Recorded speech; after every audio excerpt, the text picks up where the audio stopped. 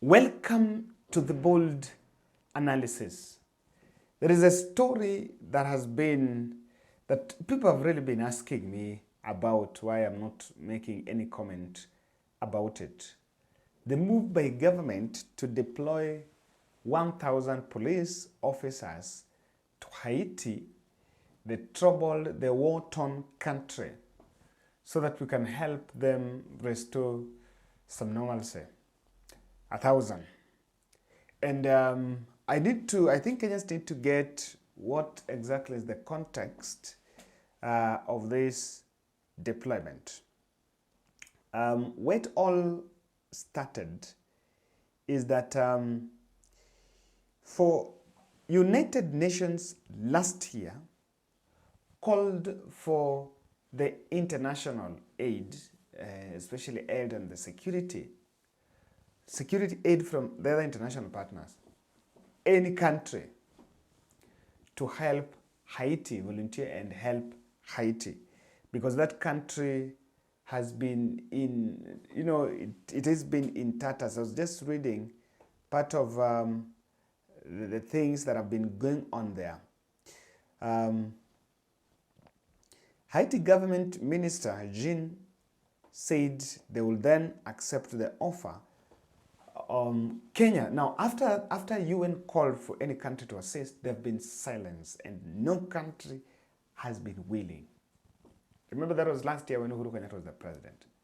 Now, later in July, Kenyan government, through the Office of Foreign Affairs, Alfred Mutua, announced that Kenyan government had offered to donate 1,000 police officers to the troubled country to help train them, train the officers and probably also manage their insecurity issues that they have been having there.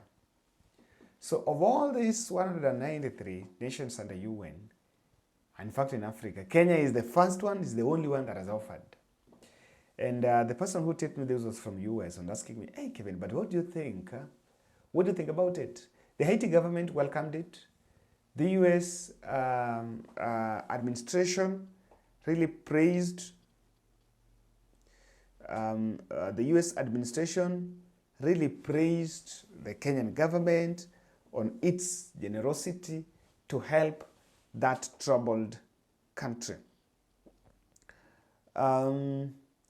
There was a question of, in July 2021, the then President Jovenel Moise was assassinated, which tipped the country into terror and disarray.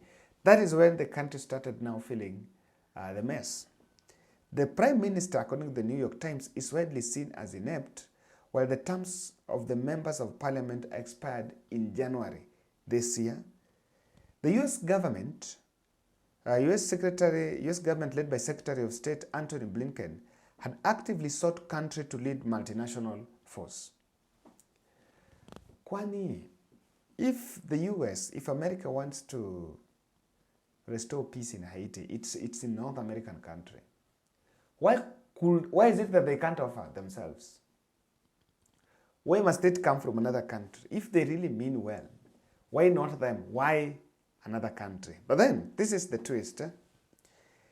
The move by Kenya to deploy the police has hit a snag.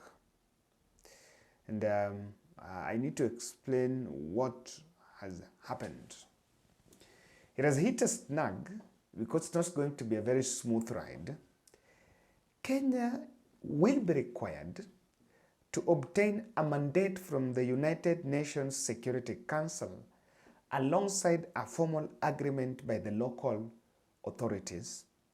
And according to Radio France International, a French media outlet, the council is awaiting to present a report on the options the Haiti has by mid-August.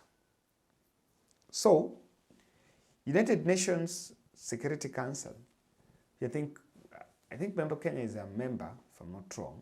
We had gotten a slot, maybe if it had ended, but we had gotten some 2-year representation there for 2 years. Kenya offered to lead the multi-force nearly a year after the UN lobbied for international intervention to help law enforcement in the country deal with the surging crime. Actually, they are having crime. I'm just having a little bit of a concern. Why Kenya police? Why not military? In such a high profile, operation. Of course, I agree with those who have said that Kenya has one of the best trained police, and I really doubt whether high. What exactly is on the table? That's what I'm going to explain here. What exactly the UN is looking at, and why Kenya is likely to miss it, despite of agreeing to support that mission. The decision to support that mission is very clear that, it not only comes with some financial benefits to a country that has donated, because but UN will, of course, they will have some very soft spot. There is some benefits that will come on our way. It also gives William Ruto some visibility in the global stage, and it's amongst the strategies of getting legitimacy, or rather getting a lot of support across the globe, because I honestly do believe that in Kenya is not the only country that is bothered about. We are bothered about Niger, we are bothered about Sudan, we are bothered about Burkina Faso. Now we've gotten into the Haiti issue, we are bothered about Russia. We seem not to be really, our foreign policy doesn't look strong. Even this statement to deploy the police was issued by Foreign Affairs. While we know that on police management, it's an IG affair, and if not IG, it is IG, then the Interior Cabinet Secretary, Interior Security Cabinet Secretary, Kithure Kindiki. Kithure Kindiki is yet to put any comment on it. William Ruto is yet to put any comment of it, but it has casually been done by Mutua in the context of explaining that Kenya is a good country. We want to play the good neighbor card. But in Africa, we are not the only country. Of course, Haiti has its ancestry in Africa, so that's why we are supporting them. But do we really evaluate before getting to that? Because I honestly do believe everywhere in the world, when there is something that has destabilized any government, it has always and it will always be about the interests. So the true question you should be answering is, what is the interest at the center of the fight in Haiti?